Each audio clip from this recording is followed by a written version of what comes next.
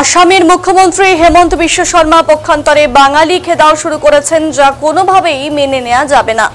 NRC notice পাওয়া তুফানগঞ্জ 2 নম্বর ব্লকের শালবাড়ি 1 নম্বর গ্রাম পঞ্চায়েতের বাঁশরাজা গ্রামের বাসিন্দা মমিনা বিবির সাথে দেখা করে সাংবাদিকদের মুখোমুখি হয়ে এই হুঁশিয়ারি দিলেন তৃণমূল কংগ্রেসের কোচবিহার জেলা সভাপতি অভিজিৎ দেবভৌমিক।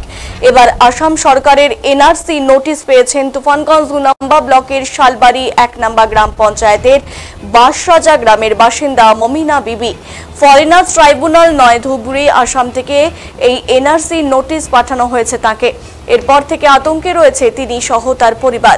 এই খবর পাওয়া মাত্রই এদিন দলীয় তিনি কর্মীদের সঙ্গে নিয়ে তার বাড়িতে ছুটে যান তৃণমূল কংগ্রেসের কোচবিহার জেলা সভাপতি অভিজিৎ দেবভৌমিক। সব সময় তার পাশে থাকার আশ্বাস দেন তিনি। এদিন অভিজিৎ দেবভৌমিক বলেন, বাইরের রাজ্যগুলোতে বেছে বেছে সংখ্যালঘু পরিযায়ী শ্রমিকদের ওপর অত্যাচার বেশি হচ্ছে। দিল্লি, হরিয়ানা, গুজরাট, উত্তরপ্রদেশ বিভিন্ন রাজ্যে কোচবিহারকে আসাম রাজ্যকে দিয়ে টার্গেট করা হচ্ছে, যার দায়িত্ব নিয়েছেন আসামের মুখ্যমন্ত্রী হেমন্ত বিশ্ব শর্মা। কিন্তু এতে খুব লাভ হবে না, কেউ আর আসামের নোটিশ পেয়ে যাবে না, সাড়াও দেবে না, বাংলার বিষয় বাংলা দেখবে। তিনি বলেন, কোচবিহার জেলায় গত লোকসভা নির্বাচনের ফলাফল বিজেপির অনুকূলে যায়নি। বিজেপি জানে আগামীতে এ জেলায় তাদের কি রেজাল্ট হবে, তাই এ রাজ্যের নেতাদের বাদ দিয়ে হেমন্ত বিশ্ব শর্মাকে দায়িত্ব দিয়েছে কেন্দ্রের বিজেপি। অভিজিৎ দেবভৌমিক বলেন, একটা সময় আসাম রাজ্যের ফার্স্ট ল্যাঙ্গুয়েজ ছিল বাংলা। আবারও আসামে 1961 সালের পরিবেশ ফিরিয়ে আনতে চাইছেন হেমন্ত বিশ্ব শর্মা। যেটা বিচ্ছিন্নভাবে হয়েছিল সেটা এবার যদি রাষ্ট্রীয়ভাবে সরকার ইনসিস্ট করে, তা অত্যন্ত লজ্জাজনক। হেমন্ত বিশ্ব শর্মা পক্ষান্তরে বাঙালি খেদাও শুরু করেছেন, এটা মেনে নেওয়া যাবে না।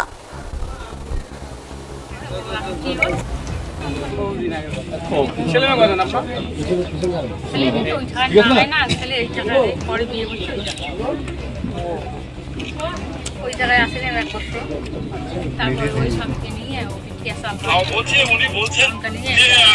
এই জায়গায় আসি কিছুদিন খাসি খাওয়া পরে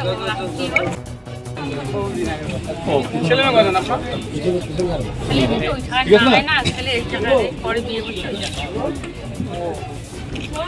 ওই জায়গায় আসেন এক বছর, তারপরে ওই স্বামীকে নিয়ে এই জায়গায় আসি কিছুদিন খাসি খাওয়া পরে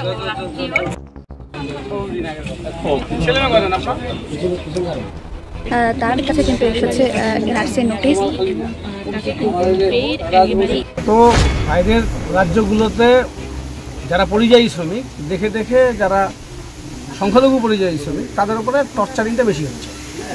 দিল্লি, হরিয়ানা, উত্তরপ্রদেশ, গুজরাট সব জায়গা। এবং এটার তো আমাদের মাননীয় মুখ্যমন্ত্রী দেশ জুড়ে এবং দেশের পার্লামেন্টের ভেতরে আমাদের এমপিরা সব জায়গায় বাংলা জুড়ে এটা আমরা সরব হয়েছি। কুচবিহারকে আসামকে দিয়ে টার্গেট করা হচ্ছে। আসামের হেমন্ত বিশ্ব শর্মা দায়িত্ব নিয়েছে কুচবিহারে, উনি করাচ্ছেন, কিন্তু ওনার কোনো লাভ হবে না। কেউ আর আপনার নোটিশ পেয়ে যাবেও না, সাড়াও দেবে না।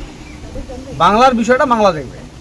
কোচবিহার গত লোকসভা নির্বাচনে তাদের অনুকূলে যায়নি।